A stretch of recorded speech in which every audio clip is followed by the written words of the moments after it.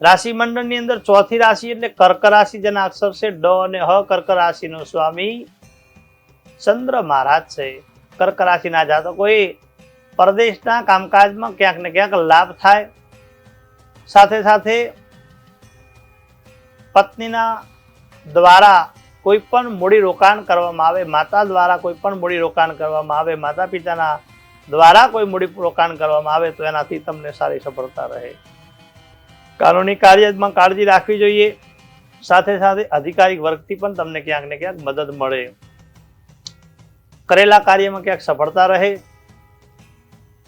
નવા આવકના સાધનો ક્યાંક ને ક્યાંક પ્રાપ્ત થાય. ઉપાય જોઈએ તો શિવને મધથી અભિષેક કરવો, દૂધથી અભિષેક કરવો, દહીંથી અભિષેક કરવો. ભગવાનની ષોડશોપચાર પંચોપચાર શિવના મંદિરે નિયમિત જો જવામાં આવે તો જ ભગવાનને જળથી અથવા કોઈ અલગ અલગ દ્રવ્યથી અભિષેક કરવામાં આવે તો આપણા કાર્યની અંદર નવી નવગ્રહોની જન્મ કુંડળીમાં રહેલા ગ્રહોની પણ પીડા દૂર થાય છે. શરીરની અંદર કોઈ રોગ થતો નથી.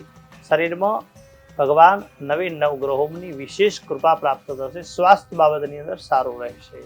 શિવની પૂજા કરવાથી સાથે સાથે આસમાની રંગ આપણા માટે શુભ છે.